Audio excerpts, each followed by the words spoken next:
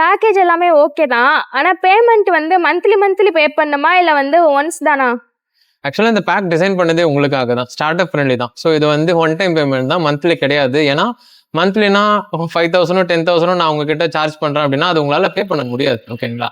So இப்போ நீங்கள் start up இப்போதான் பிஸ்னஸ் ஸ்டார்ட் பண்ணியிருக்கீங்க அப்படின்னா ஃபர்ஸ்ட் உங்கள் ப்ராடக்ட்ல ரிசர்ச் பண்ணுங்க. உங்கள் ப்ராடக்ட் நல்ல குவாலிட்டியாக பெஸ்ட்டாக கொடுக்க ட்ரை பண்ணுங்க. ரெண்டாவது மார்க்கெட்டிங்கை கற்றுக்கோங்க. நான் உங்களுக்கு சொல்லிக் கொடுக்குறேன், ஆட்ஸ் சொல்லிக் கொடுக்குறேன், மெட்டா ஆட்ஸ். அதை நீங்கள் ரன் பண்ணீங்கன்னா பூஸ்ட்டை விட உங்களுக்கு ஆட்ஸ் வந்து நல்ல மணி சேவ் பண்ணும். ஓகேங்களா? ஸோ ஒரு மினிமம் பட்ஜெட்டில் ஒரு நல்ல காஸ்ட் எஃபெக்டிவாக எப்படி ஆட்ஸ் ரன் பண்ணணும், ஹை குவாலிட்டி லீட்ஸ் எப்படி கொண்டு வரணும், அப்புறம் சேல்ஸை கற்றுக்கோங்க.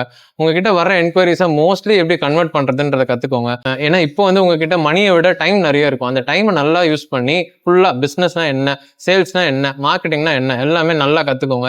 என்னோட 100% நாலேஜை நான் ப்ரொவைட் பண்ணுறேன். நிறைய டவுட்ஸ் கேளுங்க, கற்றுக்கோங்க. ஓகேங்களா? நீங்கள் என்ன மிஸ்டேக் பண்ணக்கூடாது அப்படின்னா, ஒரு ஏஜென்சியை டிபெண்ட் பண்ணி ஓகே நம்ம மந்த்லி வந்து ஒரு 10,000 பே பண்ணிட்டோம், அவங்க வந்து நம்ம சேல்ஸை பார்த்துப்பாங்க அப்படின்னு மட்டும் அந்த மிஸ்டேக்கை பண்ணிடாதீங்க. ஏன்னா ஆஸ் அ பிஸ்னஸ் ஓனராக நீங்கள் ஒன்று வந்து பார்த்து தானே பண்ணுறீங்க. அப்படி இருக்கும்போது மார்க்கெட்டிங் மட்டும் மொத்தமாக எதுக்கு டிபெண்டாக மாறுறீங்க? அந்த மாதிரி டிபெண்டாக மாறினீங்கன்னா உங்களால் வந்து ஆட்ஸை கண்ட்ரோல் பண்ண முடியாது. ஓகேங்களா?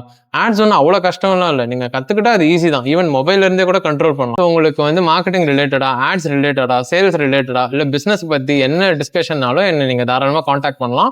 நம்ம கண்டிப்பாக கூகுள் மீட்டில் டிஸ்கஸ் பண்ணலாம். இன்னுமே நீங்கள் ஜாயின் பண்ணாமல் இருக்கீங்கன்னா தாராளமாக ஜாயின் பண்ணிக்கோங்க. தேங்க்யூ.